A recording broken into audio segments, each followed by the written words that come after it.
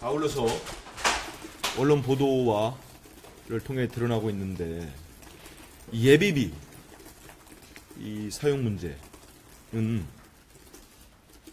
이건 대통령실의 혈세 농단이 아니냐, 이런 규정들을 해야 되는 거 아니냐, 이런 말씀들이 있었습니다.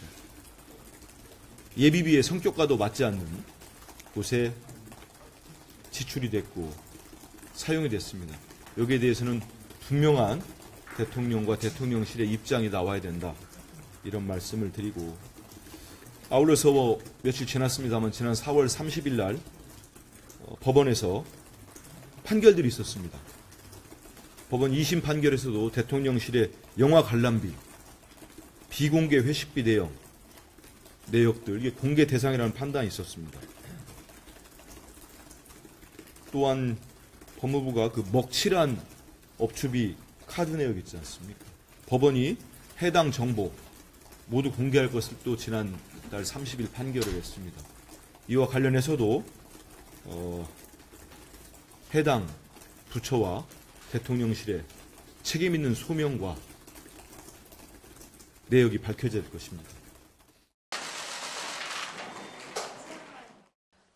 윤석열 정부가 예비비를 참으로 주머니 쌈짓돈 꺼내 쓰듯이 썼다는 사실이 드러났습니다.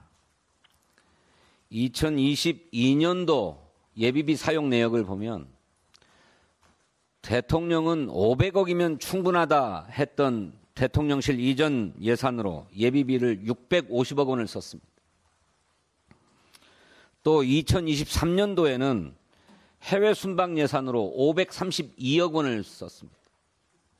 이거는 기존의 외교부에 편성되어 있던 정상 외교 예산 249억 원의 2배에 달하는 것입니다. 그런데 정작 민생을 회복하자고 하는 민생회복 지원금을 위한 추경 편성은 단호하게 거부하고 있습니다. 대통령을 위한 예산은 마음껏 꺼내 쓰는데 국민의 민생을 살필 예산은 한 푼도 쓰지 못하겠다는 말입니까? 윤석열 정부가 취임 이후 국가 비상금격인 일반 예비비를 대통령실 이전과 해외 순방에 가장 많이 쓴 것으로 나타났습니다. 예비비는 예측 불가능하거나 예산 편성을 기다릴 수 없을 만큼 시급할 때 먼저 사용한 뒤 이듬해 국회 사후 승인을 받는 돈입니다.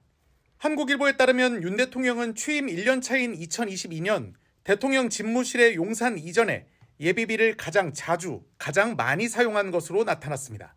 자료에 따르면 2022년 4월 6일 행정안전부와 대통령 경호처, 국방부에서 360억 4,500만 원의 예비비를 요청했고 4월 26일엔 행안부와 대통령 경호처의 요청으로 135억 6,300만 원 지출이 국무회의에서 승인됐습니다.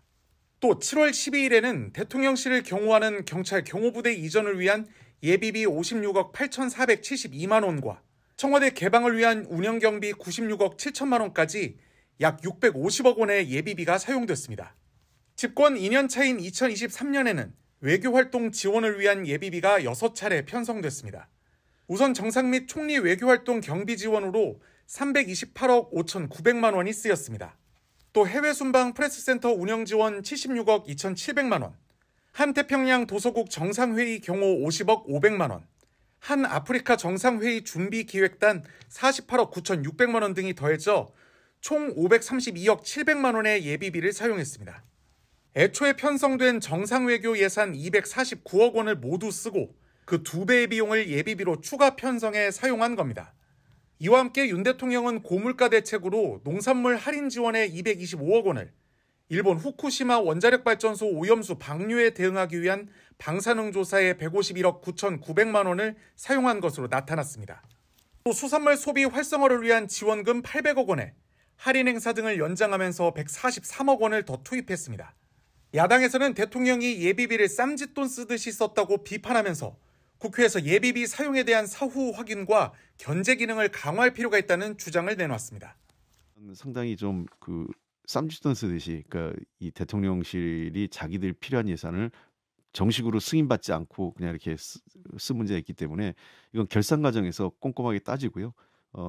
책임이 있으면, 그러니까 예산 운영 과정에서 책임이 있으면 책임 있는 사람에 대한 그에 따른 책임을 뭐 법적 책임 있으면 법적 책임을 또는 정책 책임을 물어서 하고 앞으로 그 대통령실 예산, 그 특히 예비비 활용하는 문제에 대해서는 굉장히 엄격하게 기준을 적용해서 추후에 이런 일이 발생하지 않도록 해야 되겠죠.